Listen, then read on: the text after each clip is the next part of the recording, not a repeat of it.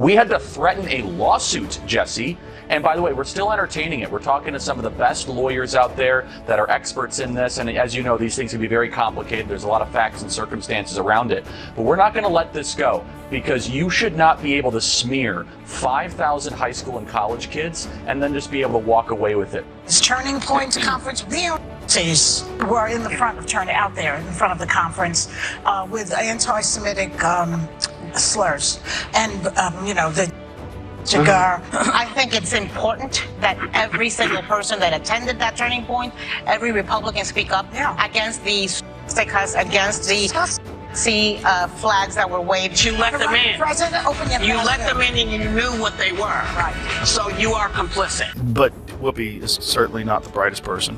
And what she just said just doesn't make any sense. It's just like so silly to say. It's not a well. Joe Rogan didn't just throw shade. He launched a flamethrower directly at the co-hosts of The View. And what's unfolding now isn't just media drama, it's daytime television getting dragged into a high-stakes legal and cultural war. At the heart of the chaos is conservative firebrand Charlie Kirk, who has officially slapped the ladies of The View with a jaw-dropping $100 million defamation lawsuit. And no, this isn't your typical slap-honthorist type complaint. This is a full-blown legal cannonball aimed at the glass walls of network media hypocrisy. With Rogan entering the scene, the whole thing went nuclear. What began as a controversial segment on television has now erupted into a crossfire of accusations, brutal podcasts takedowns, and a courtroom bombshell that could reshape how media figures deal with the fallout from their own fiery opinions. Founder and CEO of Turning Point USA and the author of the new book, The College Scam. So, Charlie, do you accept The View's apology? I mean, regardless of whether or not I accept it, the question is, do our students accept it? That's really what's at heart here. They went after our 5,000 students at our event there of high school and college kids. And look, I get attacked all the time. People say false things. I'm a public figure. But when you go after 16 and 17-year-olds that travel from across the country that then have to live for the rest of their life with a shadow over them because someone at ABC says that they might be linked to me. Let's not gloss over this. Charlie Kirk is suing The View for $100 million. That's not a typo or a publicity stunt. That's the kind of number that makes corporate lawyers break out in a sweat. Kirk, whose name was tossed around on national television like a football at Thanksgiving dinner, isn't playing defense, he's going full offense. In a world where public figures are often forced to grin and bear it when TV hosts throw verbal darts their way, Kirk just appended the rules. He's saying loud and clear, if you use your platform to accuse someone of being dangerous, conspiratorial, or a threat to democracy, you'd better be ready to back it up in court. And if you can't, well, he's got a $100 million receipt, waiting to be processed. The message: defame me on live television, and I'll see you in a courtroom, not a green room. The View has to be, if you average out The View hosts, among the dumbest people on television. And it's like they say the thing that people are thinking, but they say it very directly, so they expose whatever truth. But I don't think some of them are dumb. You don't think so? No, I don't think Sunny Hosting. You think it's deliberate? I think she's ideologically driven, and they have blinders on, for sure. I don't think Sunny's dumb. But Whoopi is certainly not the brightest person. And what she just said just doesn't make any sense. It's just like so silly to say. It's not a well thought out. It's like if you had an idea for a premise and it was totally baked and half baked, and you went on stage with it and it's nothing. Just there. go for it. Yeah, there's nothing there. Sometimes isn't about bruised egos or fragile reputations. Kirk's lawsuit is a line in the sand. A legal power move meant to warn anyone who thinks a daytime talk show set doubles as a courtroom. According to the suit, The View's hosts fired off serious accusations, suggesting Kirk is inciting violence and spreading dangerous rhetoric, and they did it with the kind of theatrical flair they've perfected over the years, tossing off heavy-handed claims like they were discussing celebrity breakups. But now that the target of their outrage is pushing back with real legal consequences, it's no longer just talk, it's trial prep. Kirk's not asking for an apology. He's demanding accountability. And the dollar amount is his way of making sure the entire media world hears it. He's betting big, and whether he wins or loses. The mere existence of this lawsuit has already sent a shiver through every talk show that thrives on controversy. We begin with a shocking apology just a short time ago from the ladies of The View to Turning Point USA. A war of words broke out after the conservative group was rallying the next generation of voters at its youth summit in Tampa, Florida this weekend. and the liberal panel just couldn't help themselves. The group sent a scathing cease and desist letter after hosts on The View suggested that Turning Point had embraced neo who showed up outside.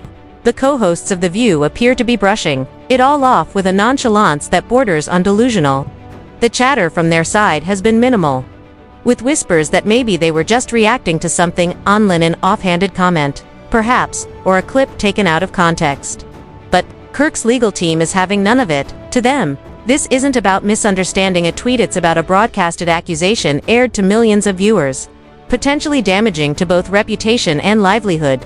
This isn't a casual spat over coffee. It's a full-fledged legal brawl backed by financial muscle. And what makes this moment so damning for The View is how quickly they've gone quiet. For a show built on shouting over each other, the silence is deafening and telling. Next voice. Whoopi Goldberg said? What'd she say? Whoopi Goldberg said that Biden could arrest all the Republicans and put them in jail. You just need to see how unhinged this kind of thinking is. Well, you know what Joe Biden could do? Joe Biden, you have to see it, because it's so on TV, crazy. she said on television.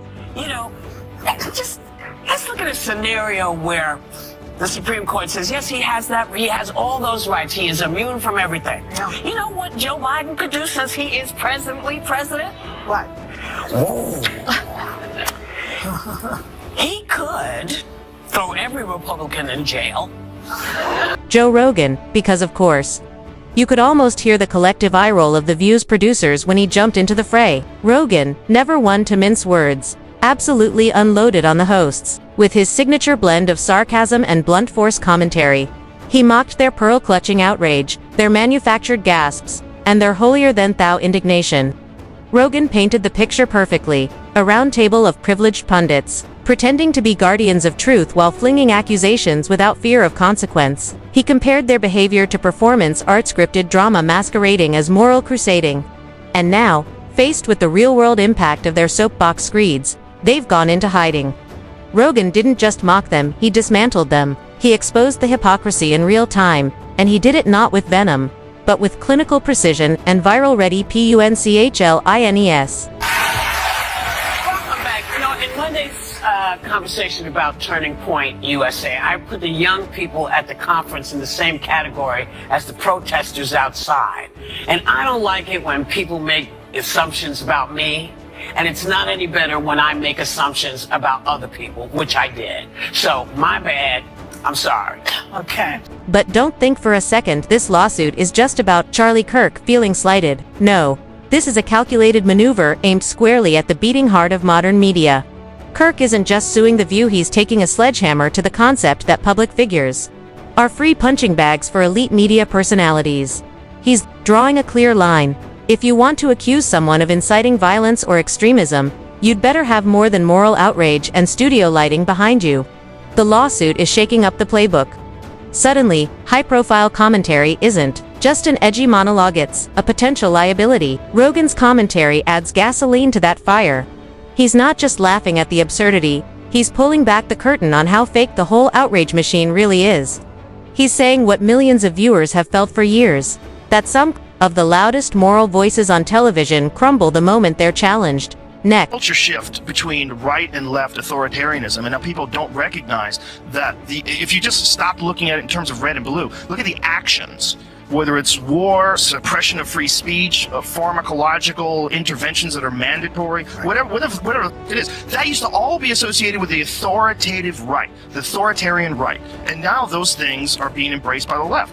And I just think it's just an ideology thing. I think we get confused and we think we're on the right side. We're on the right side. And if it's our side that's saying this, for sure it's the right thing to do. And no one's critically thinking about this. Joe Rogan is the gateway drug for young men that thought they were Democrats to become MAGA. Joe Rogan is the bridge. And on that bridge, they'll see RFK. They'll see... And let's be clear, the ladies of The View did not see this coming. Their routine has always been the same. Launch into a tirade, dominate a news cycle, and move on before anyone has time to fact-check. But now the stakes have changed. Lawsuits and subpoenas are on the horizon. No quick commercial break can cover this up, and just when the mess couldn't get any stickier, Rogan sauntered in with his $11 million a month megaphone and turned the drama into a public spectacle. He didn't just critique the show, he demolished it with one well-aimed roasting session. For a show that built its empire on dramatic opinions and viral conflict, The View now finds itself on the receiving end of the same energy it's dished out for years. Only now, that energy comes with legal consequences and Rogan's ruthless humor echoing across every social platform. There's no clever monologue that fixes this, just silence, legal panic, and the slow drip of accountability. I think the problem with that show is that show has this very specific ideological bubble in which they operate in. You know, and they always bring on a token conservative woman, and they yell over her and silence her. You know, they did that with Meghan McCain, and they did that with what is that other blonde woman from Survivor? Do you remember her, Jamie? She was always yelling.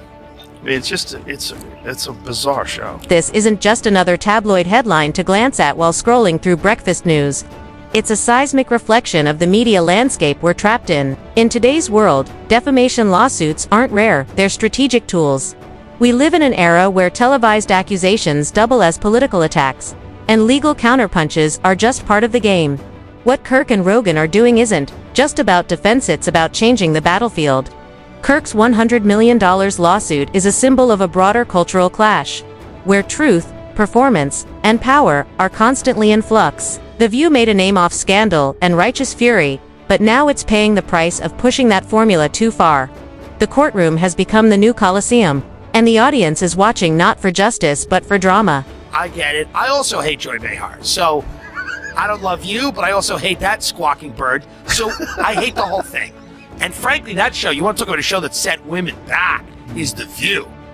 You want to talk about that show, if the CIA is engineering, Antifa and the Capitol riot, some crazy misogynist engineered The View, because there's nothing worse than The View.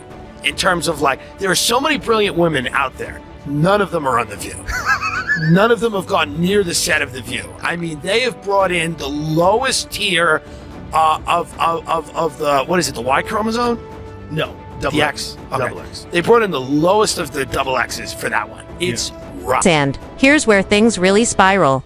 This is no longer just a liberal hosts versus conservative activist issue, it's a media war zone where both sides are weaponized in public opinion. Kirk's move isn't just about a declaration that conservative voices are tired of being media target practice. Meanwhile, The View is left floundering to corporate to apologize, too proud to admit missteps, and too entrenched to pivot. Rogan, on the other hand, is relishing the chaos. His critique wasn't just biting, it was cathartic for a massive segment of the population that sees mainstream media as arrogant, insulated, and totally out of touch. The result? A media moment that feels more like a reality TV season finale than an actual defamation suit. The plot twists keep coming. The sides are chosen, and everyone's watching for the next bombshell. Disgusting, gross elitism and her complete out-of-touch nature with respect to the rest of the world. Sunny Hostin goes on The View and decides now would be a great time to dump all over the so-called uneducated. What we did not have is white women who voted about 52%, right, for Donald Trump. Uneducated white women, is my understanding. You have Latino men, actually, voting more for him, and you have and black men were not the story here, because they voted almost 80% for the vice president. Right. Just because you didn't go to college doesn't mean you're stupid, and it doesn't mean that you don't have wisdom. You can go to college and get a bunch of irrelevant facts about how men can allegedly. So, what's next? A quiet settlement in some hidden legal office, or a full-blown televised trial where private emails, damaging footage, and petty power plays are aired for all to see. Either way, this isn't going to end with a neat resolution. This is about reputation, brand protection, and narrative control. The View might try to stage manage the fallout, polish their image, and wait for the news cycle to shift, but it won't be that easy. With Rogan dropping truth bombs and Kirk lawyering up, the drama is only just heating up. Social media will keep this story alive with viral edits, savage memes, and endless commentary. The longer The View remains silent, the more it looks like Giltor, worse, Fear, and Rogan. He's already carved out his role as the anti-hero of this saga, the guy who speaks the uncomfortable truth while the rest scramble for spin. Next. The episode when Tulsi Gabbard got on to defend herself, and Joy Behar starts panicking and going over her notes while Tulsi is refuting everything that she said. Yeah, I mean, Joy Behar, again, these people have dementia. These are people who like should not be allowed out of the house. They have a national platform. I mean, it is crazy. They have no idea. These people have never read like a book. And there's versions. Whole debacle is a snapshot of a media age gone wild where outrage is currency, lawsuits are PR strategy, and podcast clips are more influential than primetime news. No one knows how this ends, but one thing is certain, it's not ending quietly. Kirk isn't backing down, and Rogan isn't shutting up. With each passing day, the pressure builds on the ViewNet just to respond, but to reckon with the very style of media they helped popularize. The days of saying whatever you want without consequence may be numbered. This lawsuit proves that the stakes are real, the backlash is expensive, and the court of public opinion no longer guarantees immunity. In the end, this isn't just about Charlie Kirk, Joe Rogan, or The View, it's about a cultural reckoning. A shift where the loudest voices must finally answer for the noise they create.